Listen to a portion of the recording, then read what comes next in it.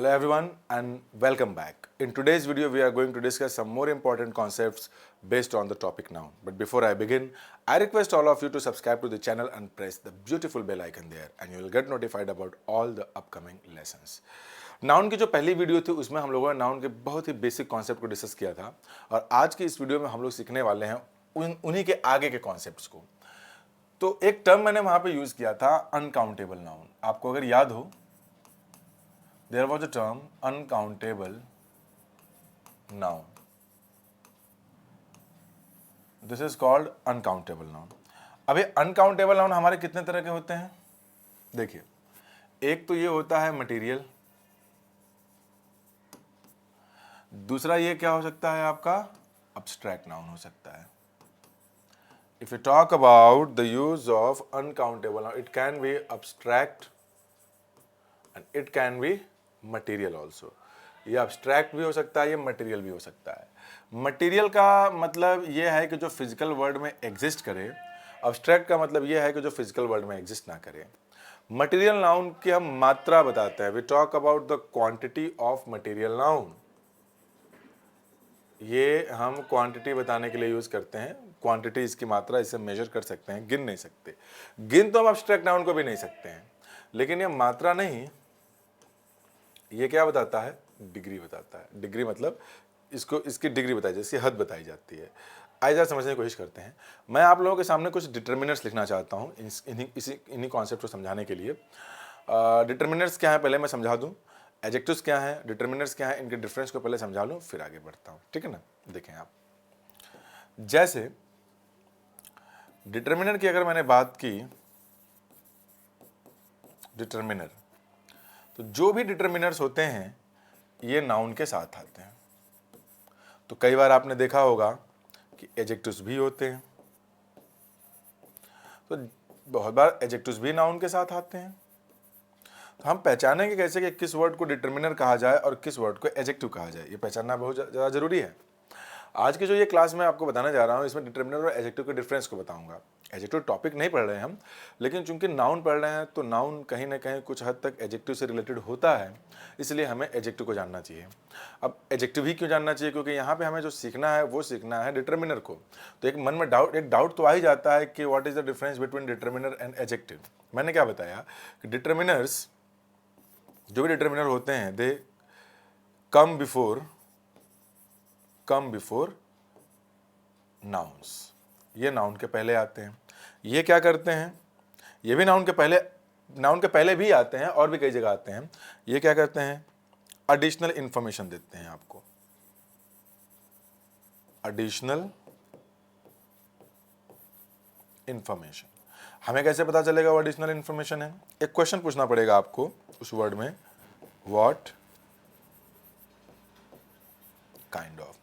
अगर आपको what kind of का आंसर किसी वर्ड से मिल रहा है जो कि नाउन के पहले आया है, तो वह एडजेक्टिव है. नाउन के पहले कोई वर्ड आया है और व्हाट काइंड ऑफ का आंसर नहीं मिल रहा, तो वो एडजेक्टिव नहीं, वो डिटर्मिनर है. फॉर एग्जांपल, इसे देखें सबसे पहले आप. मैंने लिखा मच वाटर. तो अगर मैंने यहां पे मच वाटर की बात की, अच्छा एक यहां पे और लिख लेता हूं मैं,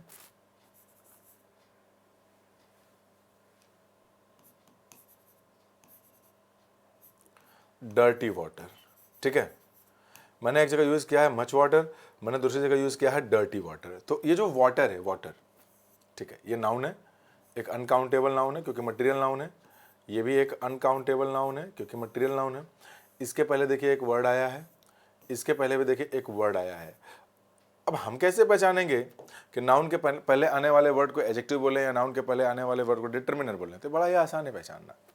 जैसे मैंने बोला डर्टी. डर्टी मतलब गंदा होता है. तो क्या ये वर्ड व्हाट काइंड ऑफ का आंसर दे पा रहा है? तो आंसर है हाँ. What kind of water, what kind of का मतलब कैसा है, पानी कैसा है, तो गंदा है. If you get the answer of what kind of from any word, the word is not a determiner, the word is considered to be an adjective. What about much water? If we talk about much water, much means what? Now we are using this particular word to talk about quantity. ये what kind of का answer नहीं दे रहा। अगर ये what kind of का answer नहीं दे रहा तो ये क्या बन जाएगा? डिटर्मिनर। ऐसे और भी वर्ड्स लिख लेते हैं हम लोग। जैसे मैंने लिखा है एक वर्ड मेनी, मैंने लिखा मेनी वाटर, सॉरी वाटर कैसे होगा, मेनी बॉयज कर देते हैं, मेनी बॉयज कर देते हैं, और दूसरा यहाँ पे ले देते हैं स्मार्ट बॉयज, यहाँ कर देते हैं smart boys. Now you can see and you can decipher something. This is a plural countable noun, this too is a plural countable noun. Determinants और adjectives countable, uncountable, singular countable, plural किसी के साथ भी आ सकते हैं। तो boys है तो इसके पहले एक वर्ड आया है, यहाँ भी बॉयज है, इसके पहले भी एक वर्ड आया है, तो हम माने क्या? अगर इस बॉयज के पहले मेनी है और इस बॉयज के पहले स्मार्ट है, हमें कैसे पता चलेगा कि ये वाला को डिटर्मिनर बोले कि इस वाले को डिटर्मिनर बोले? बस एक ही क्वेश्चन पे, what kind of, what kind of boys, तो मेनी बॉयज, तो मेनी बॉयज तो व्हाट काइंड ऑफ का आंसर है नहीं। कैसे बॉयज हैं तो मेनी बॉयज है, तो कैसे का आंसर तो मेनी नहीं है ना, कितने का आंसर है वो, तो कैसे का आंसर यहाँ पे what kind of boys, smart boys. तो ये जो है ना व्हाट काइंड ऑफ का आंसर दे रहा है, तो व्हाट काइंड ऑफ का आंसर देने की वजह से हम इसे बोलेंगे एडजेक्टिव। ये व्हाट काइंड ऑफ का आंसर नहीं दे रहा, तो it is not an adjective, it is a determiner. तो मुझे ऐसा लगता है कि आपको एडजेक्टिव और डिटर्मिनर के जो कॉन्सेप्ट्स हैं ये समझ में आ गए होंगे कि क्या इनका बेसिक डिफरेंस है। वीडियो कैसी लगी इसे नीचे कमेंट बॉक्स में बताइएगा जरूर। ये जो मैं एक्सप्लेन कर रहा हूँ चीज़ों को रिलेट करके, इसे ज़रूर कमेंट करके बताइएगा, क्योंकि आपके कमेंट से ही हमारे लिए मोटिवेशन का काम है, ठीक है ना। तो ये रहा क्लियर। आखिर मैंने बताया क्यों? मैंने बताया इसलिए कि मटेरियल नाउन जब भी आप कभी यूज़ करते हैं तो उसके पहले अगर आप डिटर्मिनर यूज करेंगे, मान लेते हैं कि कोई मटेरियल नाउन आपने यूज किया, ठीक है ना, मटेरियल नाउन, इस मटेरियल नाउन के पहले अगर आपने कोई एडजेक्टिव, मान लेते हैं कुछ एडजेक्टिव, सॉरी डिटर्मिनर लिख ही देता हूं मैं, मच, लिटिल, यहां लिख दे रहा हूं मैं अ लिटिल, फिर यहां लिख दे रहा हूं मैं कि अ ग्रेट या good amount of, a great, ऐसे कुछ डिटर्मिनर लिख लेते हैं हम लोग, अमाउंट ऑफ। ये कुछ फ्रेजेस हैं, ये डिटर्मिनर्स आ गए हमारे। इन्हीं डिटर्मिनर्स को मैं यहां लिख दे रहा हूं अब्स्ट्रैक्ट नाउन के साथ। जैसे मैंने लिखा मच, अ लिटिल, लिटिल, ये थोड़ा ऊपर नीचे हो गया, सीक्वेंस में नहीं है, कोई दिक्कत नहीं, अ ग्रेट,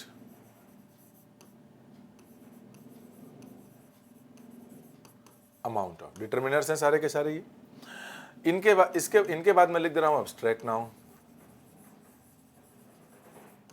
अब्स्ट्रैक्ट नाउन। आइए समझते हैं कैसा मैंने लिखा क्या है। कुछ बेसिक इंफॉर्मेशन, कुछ बारीकियां हैं भाषा की जो मैं आपको समझाना चाहता हूं, ताकि आप इंग्लिश में कॉन्फिडेंट हो सकें।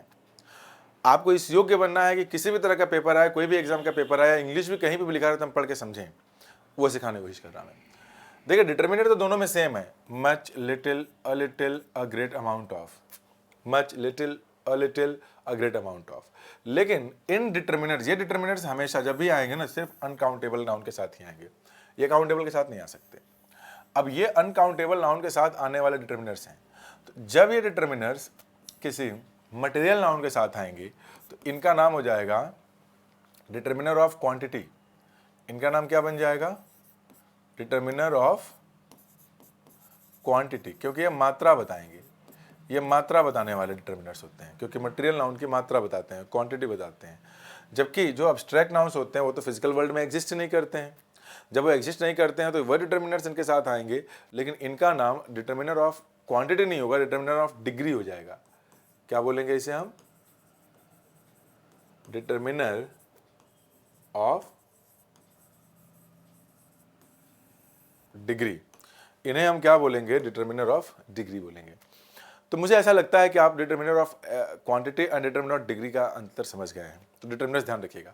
अभी जो मैंने डिटर्मिनर्स लिखे हैं वो डिटर्मिनर्स सिर्फ अनकाउंटेबल नाउन्स वाले लिखे हैं। इसके बाद अब जो डिटर्मिनर्स मैं लिखने जा रहा हूं वो कुछ अलग तरह के डिटर्मिनर्स हैं। शायद काउंटेबल के साथ हो, शायद अनकाउंटेबल के साथ हो, शायद काउंटेबल अनकाउंटेबल दोनों के साथ हो। ये मैं क्यों बता रहा? क्योंकि डिटर्मिनर्स ऐसे वर्ड्स होते हैं जो नाउन के साथ ही आते हैं। तो इस बात के पूरे चांसेस हैं कि अगर आप एग्जाम में क्वेश्चंस को सॉल्व कर रहे हैं, नाउन के क्वेश्चंस आए हैं, तो नाउन अगर आया है तो कोई ना कोई एक डिटर्मिनर तो आएगा ही आएगा उसके साथ। बिना डिटर्मिनर का कोई नाउन नहीं आ सकता। जब तक कि कोई स्पेसिफिक मीनिंग का केस ना आ जाए। तो जो डिटर्मिनर्स होते हैं वो किसी न किसी नाउन के साथ आते हैं, तो नाउन आएगा तो डिटर्मिनर आएगा ही आएगा। तो डिटर्मिनर के ऊपर नाउन के क्वेश्चंस बन जाते हैं जब, तो उसके कुछ चेंजेस होते हैं। वही चेंजेस मैं आपके सामने यहाँ डिस्कस करना चाहता हूँ और मैं थोड़ा आगे बढ़ना चाहूँगा। देखें है क्या इसमें, जैसे कि मैंने एक केस लिखा है यहाँ पे, एक टाइप, ताकि आपको बेहतर तरीके से समझा सकूँ मैं। इस टाइप में मैंने कुछ वर्ड्स लिखा।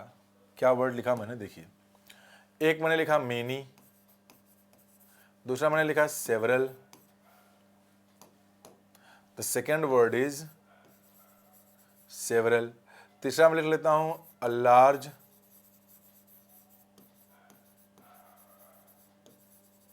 नंबर ऑफ, एक और लिख लेता हूं मैं a great many, a great many. ठीक है, मेनी हो गया, सेवरल हो गया। अच्छा, एक और लिख लेता हूं यहां पे मैं अ फ्यू, एक और लिख लेता हूं यहां पे मैं बोथ। ठीक है, ये भी डिटर्मिनर्स ही हैं, लेकिन ये ऐसे डिटर्मिनर्स हैं जैसा कि आप देख रहे हैं कि सारे के सारे डिटर्मिनर्स संख्या, नंबर को रेफर कर रहे हैं। मेनी का मतलब मोर देन 3, सेवरल भी more than 3, a large number of, a great many, a few. अच्छा, एक और भी लिख लेते हैं यहाँ पे फ्यू। ये सब ऐसे डिटर्मिनर्स हैं जो नंबर को बताने वाले डिटर्मिनर्स हैं। और ये डिटर्मिनर्स जब भी किसी काउंटेबल नाउन के साथ आएंगे तो जो भी काउंटेबल नाउन रहेगा वो एक से ज़्यादा रहेगा, तो इसीलिए वो नाउन हम लिखते हैं PCN, यानी प्लूरल काउंटेबल नाउन। अगर ये नाउन ही प्लूरल काउंटेबल नाउन बन गया, यानी कि सब्जेक्ट हमारा प्लूरल हो गया, तो जो वर्ब है वो क्या बन जाएगा, प्लूरल। वो वर्ब क्या बन जाएगा, प्लूरल बन जाएगा। तो मेनी हो गया, सेवरल हो गया, अ लार्ज नंबर ऑफ हो गया, अ ग्रेट मेनी हो गया, अ फ्यू हो गया, फ्यू हो गया, बोथ हो गया। एक और लिखते हैं केस यहाँ पे, शायद वो टाइप आपको समझ में आए। ठीक है, ये बन गया आपके डिटर्मिनर ऑफ नंबर्स, ये नंबर को रेफर करते हैं, तो इसे हम क्या बोलेंगे, डिटर्मिनर ऑफ नंबर्स। नंबर को रेफर करने वाले डिटर्मिनर्स हैं। तो कुछ और भी डिटर्मिनर्स हैं हमारे, जैसे मैंने लिख दिया यहाँ पर। अच्छा, इसके कुछ एग्जांपल्स देख लें ताकि आसानी से समझ सकें आप इन कॉन्सेप्ट्स को। मैंने लिखा यहाँ मेनी बॉयज, दूसरा मैंने लिख लिया सेवरल टॉपिक्स। देखिए सब प्लूरल है, ये कई कई। अ ग्रेट मेनी स्टूडेंट्स, मतलब बहुत सारे, अ ग्रेट मेनी स्टूडेंट्स, है ना। आप चाहें तो यहाँ पे अ लार्ज नंबर ऑफ लिखा हुआ तो है यहाँ पे, बोथ बोथ गर्ल्स। अब ये देख रहे हैं आप, सारे प्लूरल काउंटेबल नाउन के साथ डिटर्मिनर्स आए हैं। तो ये डिटर्मिनर्स जब आप किसी सेंटेंस में यूज करेंगे तो ये जब भी किसी नाउन के साथ तो आएंगे ही आएंगे ये। तो अगर ये नाउन के साथ आए हैं तो वो जो नाउन है वो प्लूरल काउंटेबल होना चाहिए। कुछ और डिटर्मिनर्स हैं, मैं ये चाहूँगा कि आप उन्हें भी देखें। I would like you to understand these determiners also. जैसे मैंने यहाँ पे लिख दिया अ लॉट ऑफ, मैंने यहाँ पे लिख दिया लॉट्स ऑफ, है ना, लॉट्स ऑफ। मैंने यहाँ लिख दिया एनफ। ठीक है, ऐसे कुछ डिटर्मिनर्स ऐसे लिख दे रहा हूँ मैं, यहाँ पे लिख दे रहा हूँ मैं ऑल। तो ये कुछ ऐसे डिटर्मिनर्स हैं जो कि अनकाउंटेबल का नाउन के साथ भी आ सकते हैं। They can come with uncountable nouns, they can come with a countable noun. If they come with a countable noun, the countable noun must be plural. Why? Because these are the determiners which refer to countable noun more in numbers. दो से ज्यादा ही रहेंगे वो. So the noun will always be plural countable noun if it comes with countable nouns. अब uncountable noun हमारे दो तरह के हो गए. एक हो गया material, one would be material noun, and what about the second? That would be abstract nouns. That would be abstract nouns. If I talk about material noun, material noun के साथ अगर ये आएंगे तो ये बन जाएंगे क्वांटिटी बताने वाले डिटर्मिनर्स. क्वांटिटी, ये बन जाएंगे क्वांटिटी बताने वाले डिटर्मिनर्स. लेकिन यही abstract noun के साथ आएंगे तो यही डिटर्मिनर्स जो हैं ये बन जाएंगे डिग्री बताने वाले डिटर्मिनर्स. लेकिन यही डिटर्मिनर्स अगर प्लूरल काउंटेबल नाउन के साथ आ रहे हैं, चूंकि काउंटेबल के साथ आ रहे हैं, तो यही क्या बन जाएंगे, नंबर बताने वाले डिटर्मिनर्स। आप समझ पा रहे हैं बात को? जैसे कुछ छोटे छोटे एक्सप्रेशंस लिख करके आपको मैं समझाना चाहूंगा इन्हें। मैंने पहला एक्सप्रेशन यहां पे लिखा, अ लॉट ऑफ मिल्क। तो milk is an uncountable noun, आप देख सकते हैं, it is an uncountable noun and it is a material noun. अगर ये मटेरियल नाउन है तो ये जो है ये क्वांटिटी बताने वाला है। Here we are using it to refer to quantity. इसी को अगर मैं ऐसे लिख दिया होता, एक तो ये रहा, एक दूसरा केस में ऐसे लिखता हूं, अ लॉट ऑफ हैप्पीनेस। अभी ये क्या है, ये तो एक अब्स्ट्रैक्ट नाउन है ना। तो अगर ये अब्स्ट्रैक्ट नाउन है तो अब यहां पर ये किसका काम कर रहा है, अब ये डिग्री का काम कर रहा है। ठीक है, इसी को थोड़ा आगे बढ़ाएंगे तो अ lot of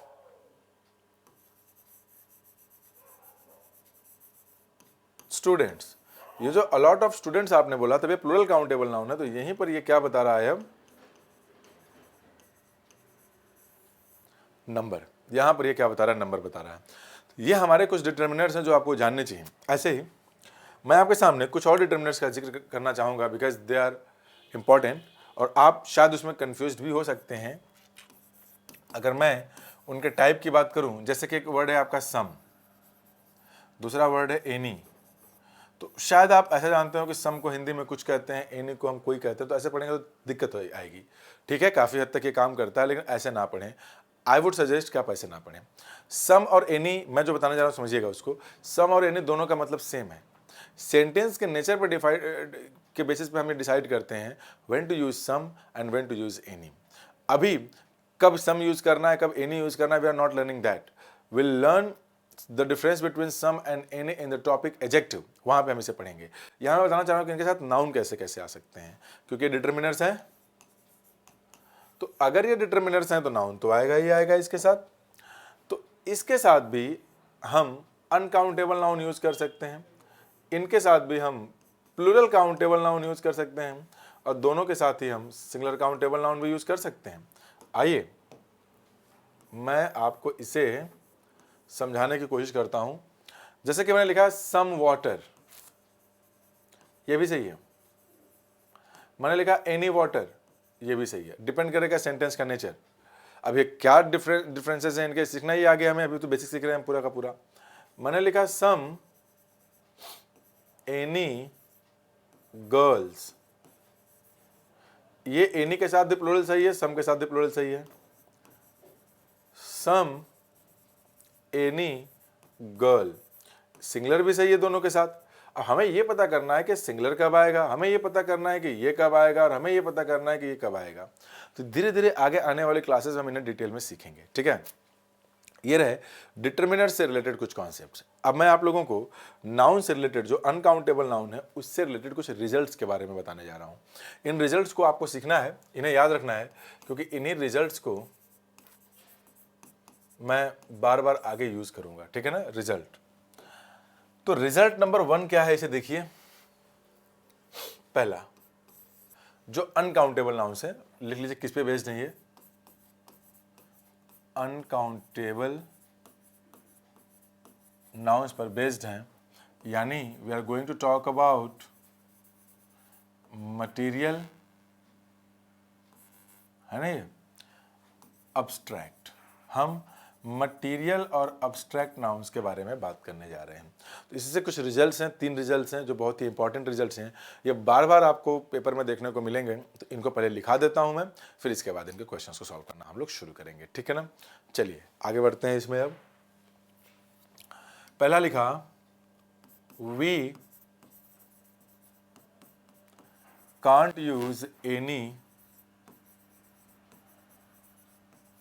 number or a/n with any uncountable noun. हम किसी भी अनकाउंटेबल नाउन के साथ कोई नंबर नहीं यूज कर सकते, और किसी भी अनकाउंटेबल नाउन के साथ अ या एन। एनी नंबर का मतलब क्या है, जिसे गिन सकते हैं, और एन का मतलब भी एक होता है। तो जो अनकाउंटेबल नाउन्स होते हैं उन्हें तो हम गिन ही नहीं सकते। जब गिन नहीं सकते तो नंबर नहीं आ सकता। केस पहला रिजल्ट रहा, एग्जाम्पल दूंगा अभी इस पे मैं आपको। दूसरा, we can't pluralise any uncountable noun in S oblique E S. किसी भी अनकाउंटेबल नाउन में एस या ई एस लगा करके उससे हम प्लूरल नहीं बना सकते। कैसे, क्या लिखना चाहूँ समझाऊंगा अभी मैं। देखिए, जो भी अनकाउंटेबल नाउन्स होते हैं वो सिंगुलर्स होते हैं। लिख देता हूं इसे, uncountable nouns are considered singular. Uncountable nouns are considered singular. So, we use singular verbs. यानी जो भी अनकाउंटेबल नाउन होंगे उन्हें सिंगुलर कंसीडर किया जाएगा, इसलिए उनके साथ जो वर्ब आएगा वो भी सिंगुलर आएगा। अब मैं क्या करने जा रहा हूं, इन तीनों पे बेस्ड बहुत ही बेसिक एग्जांपल लिखने जा रहा हूं ताकि आप इन तीनों कॉन्सेप्ट्स को अच्छे से समझ सके, तब अच्छे एग्जांपल्स में हम आएंगे अगली वीडियो से। जैसे मैंने एक एग्जांपल लिखा है यहाँ पे, जो पहला वाला है, कोई नंबर नहीं यूज कर सकते। मान लीजिए आपको पानी पीना है, तो आपने बोला please give me a water, कृपया मुझे एक पानी दो। एक पानी कैसे देगा कोई? पानी हम गिन नहीं सकते ना कि एक पानी, दो पानी, तीन पानी है, तो पानी गिना नहीं जा सकता। तो जाहिर सी बात है कि एक अनकाउंटेबल नाउन है, लेकिन अ लगाया है तो इसका मतलब है कि इसको नंबर के सेंस में रेफर करना चाहा है जिसने भी इस स्टेटमेंट को बोला है, लेकिन नंबर के केस में वो भूल गया कि हम अनकाउंटेबल नाउन के साथ अ नहीं लगा सकते, तो कोई दूसरा काउंटेबल इक्विवेलेंट लगा देते हैं। जैसे कि वाटर के केस में आप गिलास में जनरली पानी पीते हैं, तो हम ऐसे नहीं बोल सकते क्या, वाटर है तो हम इसको बोलते a glass of water, a glass of water. आप इसे बोल सकते हैं आजकल तो पानी पैकेट से नहीं मिलते ना, a packet of water, a packet of water. या फिर आप बोल सकते हैं स्मॉल ए रहेगा सब में, एक काम करता हूँ इसे सही कर देता हूँ, इसे भी स्मॉल ए ही कर लीजिए क्योंकि बीच में है ना। आप लिख सकते हैं इसे बॉटल ऑफ वाटर। आप कुछ भी लगा सकते हैं यहाँ पर, आप यहाँ कुछ भी लगा सकते हैं। अगर मान लेते हैं कि आप ये ना करना चाहें तो आप सम वाटर लिख सकते हैं। अभी कुछ देर पहले आपने देखा कि अनकाउंटेबल नाउन के साथ हम सम का यूज कर सकते हैं। आप चाहें तो कुछ भी डिटरमिनर लगा सकते हैं, बस अ मत लगाइए। हालांकि अ लगा है तो एक के सेंस में ये सारे केसेस यूज किए जा सकते हैं। अदरवाइज अगर सही करना है, some water, much water, a lot of water, lots of water, कुछ भी यूज कर सकते हैं, आपके लिए कोई दिक्कत नहीं है। Enough water, sufficient water. तो ये रहा आपका केस नंबर 1 कि किसी भी जो अनकाउंटेबल नाउन है उसके पहले हम कोई नंबर या फिर अ या एन का यूज नहीं कर सकते। अच्छा, अ और एन भी जो होते हैं ना, इसका नंबर ही होते हैं, इसका मतलब एक होता है, विकर फॉर्म ऑफ 1 होता है। तो जब हम गिन ही नहीं सकते तो फिर अ एन लगाएंगे कैसे? नहीं लगा सकते ना। ठीक है, दूसरे पे आइए। किसी भी अनकाउंटेबल नाउन को हम जो है कि उसमें हम एस या एस लगा के उसका प्लूरल नहीं बना सकते। तो दूसरा एग्जाम्पल देख लें आप, he has bot a lot of sugars from the market. He has bought a lot of sugars from the market.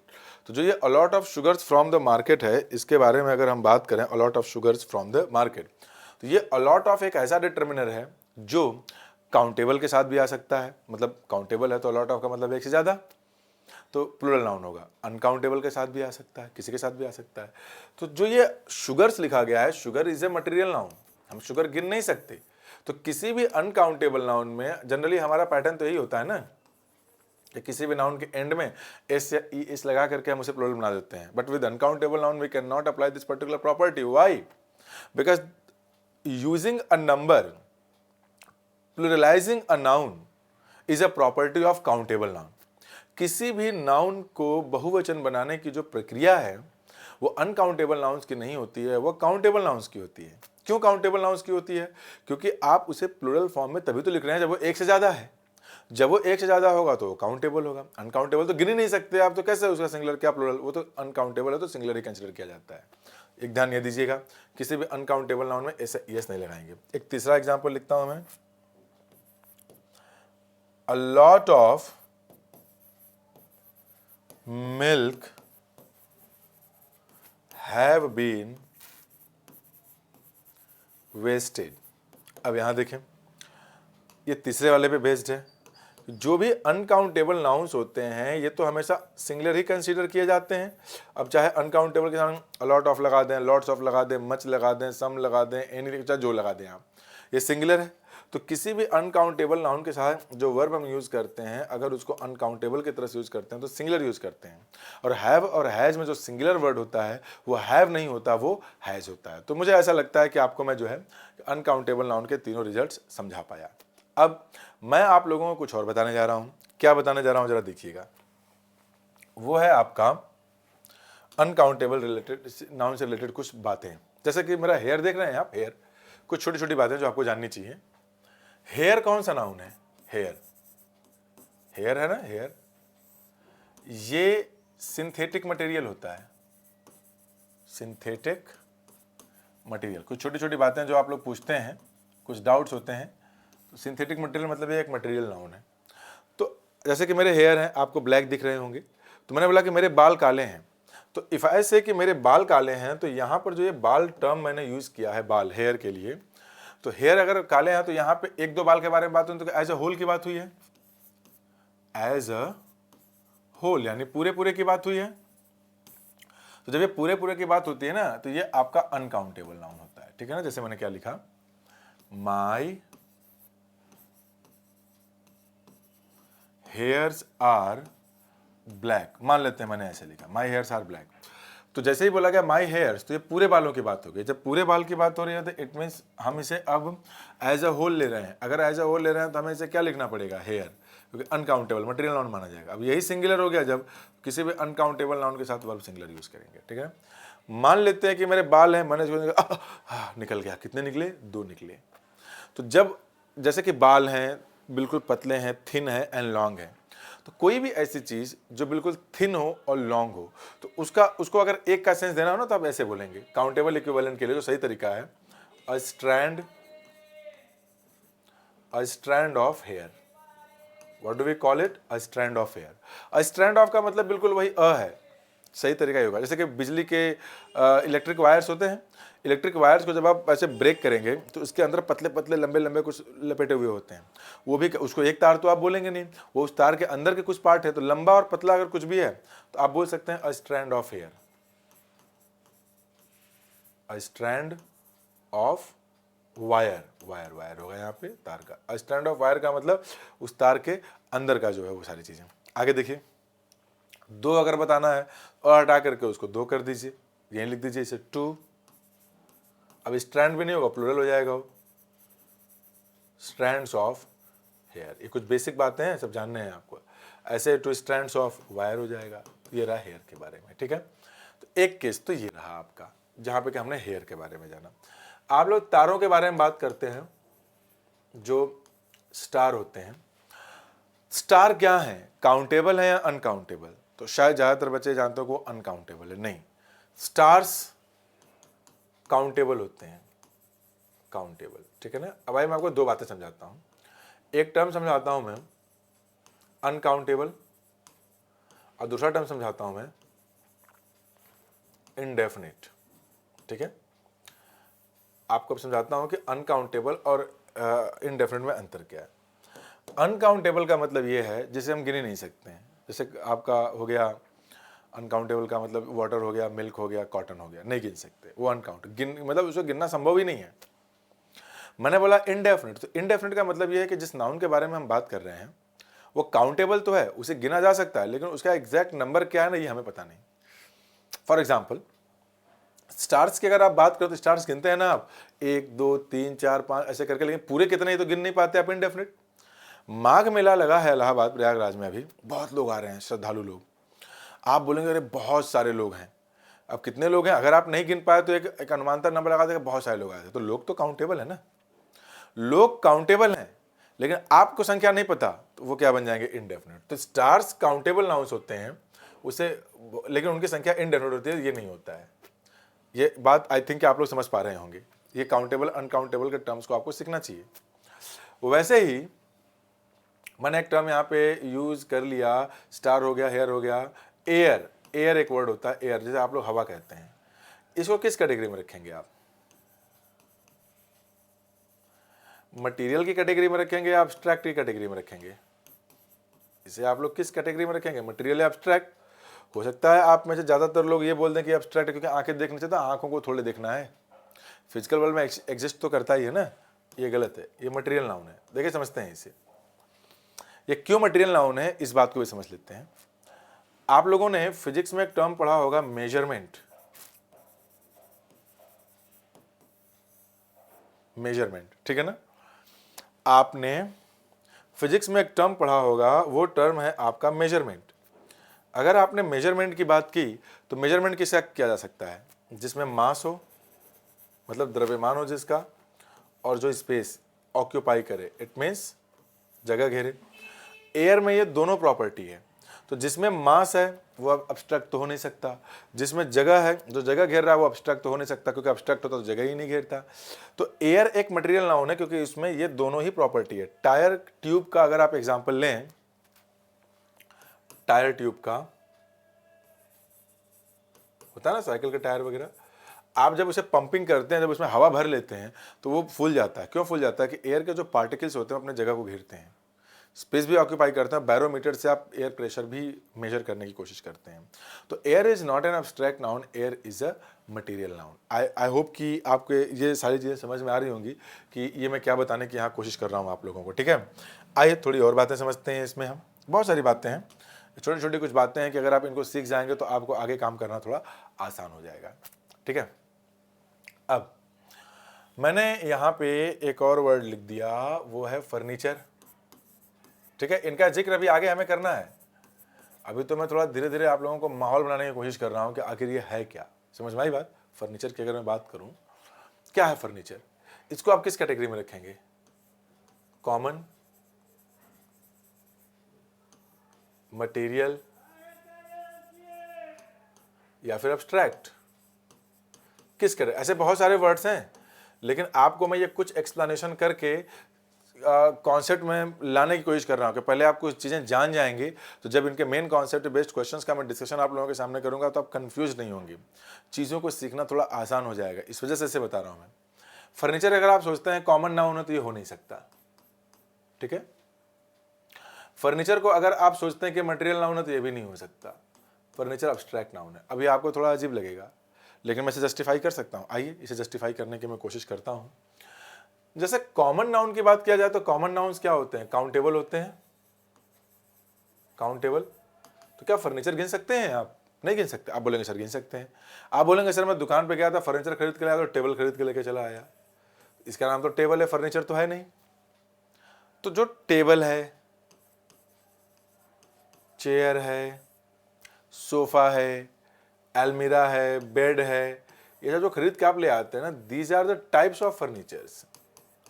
These are the types of, sorry not furnitures, क्योंकि फर्नीचर एक अनकाउंटेबल नाउन है। Types of furniture, ये type हैं। आप जब दुकान पे जाते हैं तो आप, अच्छा हम ऐसी गलतियां करते क्यों हैं? हम बचपन से अपने सराउंडिंग्स में या अपने पेरेंट्स से, अपने एल्डर्स से, अपने दोस्तों से ये सुनते आए कि अरे पापा गए हुए हैं आज एक फर्नीचर लेकर के आएंगे।